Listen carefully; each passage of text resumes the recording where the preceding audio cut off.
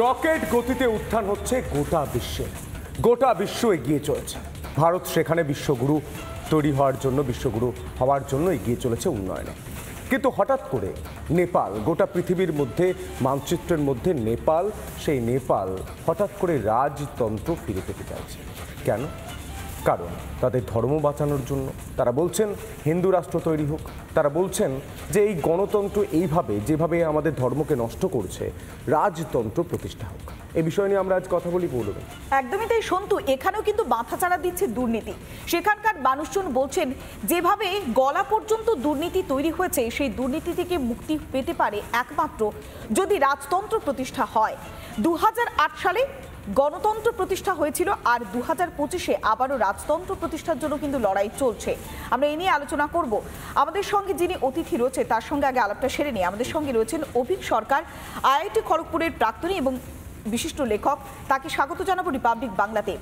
প্রথমে আপনার কাছে আসি অভিকবাবু, যখন আমরা দেখছি যে গতির সঙ্গে আমরা এগিয়ে যাচ্ছি, যখন আর্টিফিশিয়াল ইন্টেলিজেন্স নিয়ে আমরা কথা বলছি, সেই সমস্ত যুগে দাঁড়িয়ে আমরা এখন রাজতন্ত্র প্রতিষ্ঠার জন্য লড়াই করছে কারা? না নেপালের মানুষজন। তাহলে তাদের দেওয়ালে পিঠ এতটাই থেকে গিয়েছে যে তারা হিন্দু রাষ্ট্র প্রতিষ্ঠার জন্য দাবি করছে। সর্বধর্ম নিরপেক্ষ যে একটা রাষ্ট্র, সেই রাষ্ট্রের সংজ্ঞাটাই বদলে যাচ্ছে। হিন্দু রাষ্ট্র প্রতিষ্ঠার জন্য তারা মরিয়া চেষ্টা চালাচ্ছে। কারণটা কি? তাহলে কি দুর্নীতিটাই সবটা পরিবর্তন করে দিচ্ছে?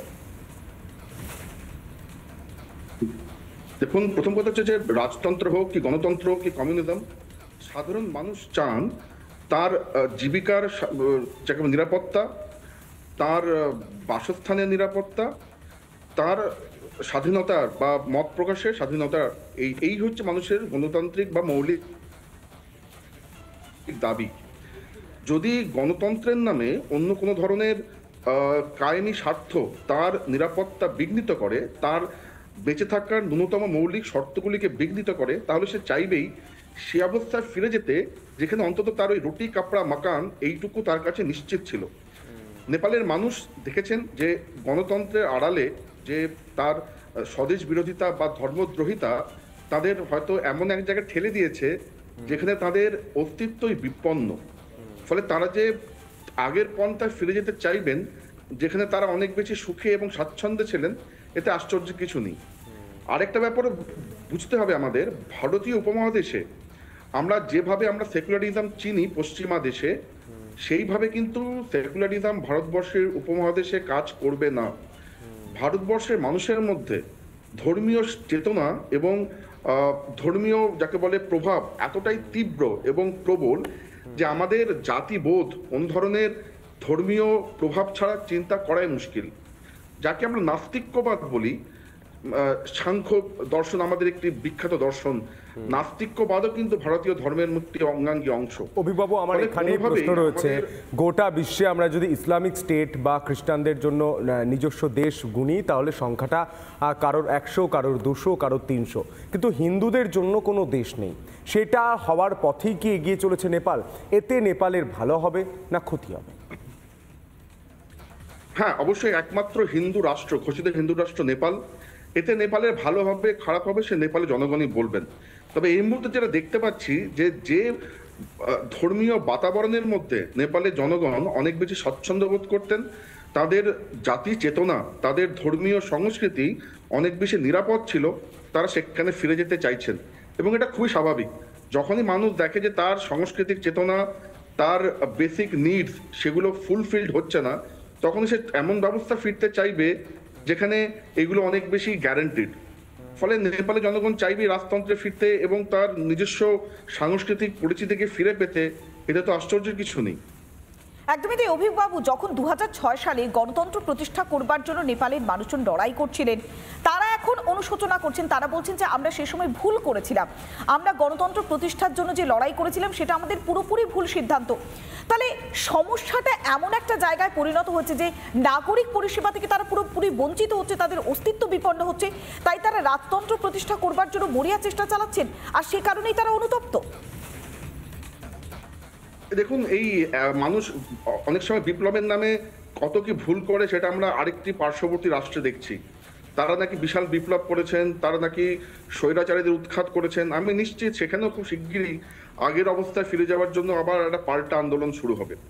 মানুষ আবেগের বশে, যাকে বলে ভুল পথে পরিচালিত হয়, মানুষকে ভুল পথে পরিচালিত করা হয়, বিভিন্ন কায়েমি স্বার্থ তাদের পরিচালনা করে, এবং যখন তারা বুঝতে পারে যে না, আগের অবস্থাটাই ভালো ছিল, নতুন অবস্থায় এসে আমাদের ক্ষতি বই ভালো কিছু হয়নি, আমাদের সমস্ত ধরনের খাদ্যের নিরাপত্তা নেই, আমাদের বাসস্থানের নিরাপত্তা নেই, আমাদের রাস্তায় চলাফেরার কোনো নিরাপত্তা নেই, তখন তারা সবসময় চাইবে যেন নিজেদের বেসিক স্বার্থটুকু, নিজেদের জাতিসত্তাটুকু, নিজেদের ধর্মীয় সংস্কৃতির পরিচয়টুকু যেন অবশ্যই অক্ষুণ্ণ থাকে। অভিবাবু, আমার এখানে একটা প্রশ্ন রয়েছে। আমরা দেখলাম আমেরিকায় ট্রাম্প ফিরে এসেছে, আমরা তার আগে দেখলাম বাংলাদেশ উত্তপ্ত হয়ে উঠলো, ভারতের উপমহাদেশ, এবার নেপাল। এটার মধ্যে কিন্তু অশনি সংকেত অনেকেই অনুভব করছেন। তারা বলছেন যে ডাল মে কুছ কালা হ্যায়, বাংলাদেশ উত্তপ্ত হচ্ছে, নেপাল উত্তপ্ত হচ্ছে, শ্রীলঙ্কা তার আগে থেকে চলছে।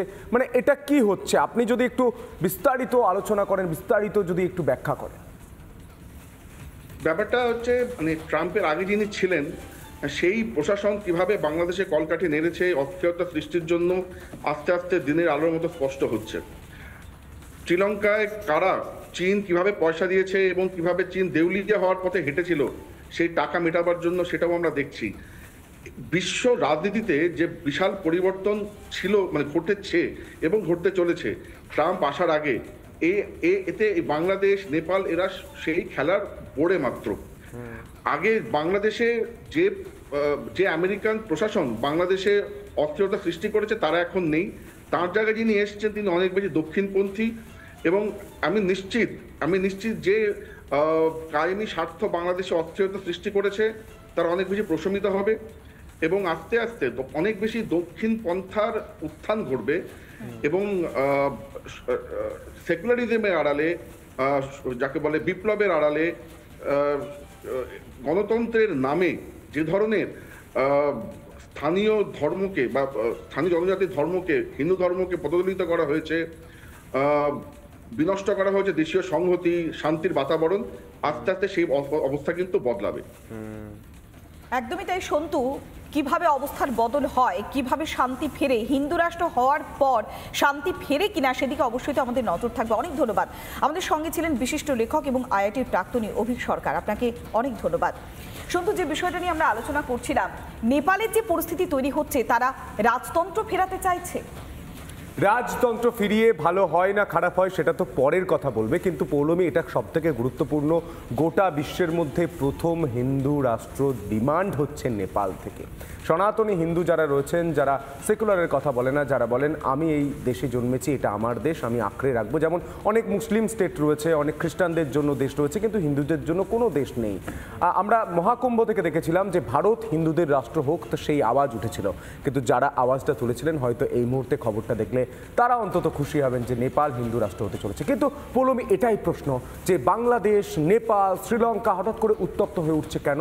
পেছনে ঘুঁটিটা কে খেয়েছে? এটাও অনেকে জানতে চাইছেন। চারটা খবরে আজকে আমরা এখানে আলোচনা করলাম। চারটা খবর এখানেই শেষ করছি। অন্যান্য বেশ কিছু গুরুত্বপূর্ণ খবর থাকছে, আপনাদের নজর থাক রিপাবলিকে। নানা ধরনের কন্টেন্ট দেখার জন্য লাইক করুন, শেয়ার করুন আমাদের ফেসবুক পেজ, সাবস্ক্রাইব করুন আমাদের ইউটিউব চ্যানেল। পাশাপাশি অন্যান্য ব্রেকিং নিউজের জন্য অবশ্যই চোখ রাখুন রিপাবলিক বাংলায়।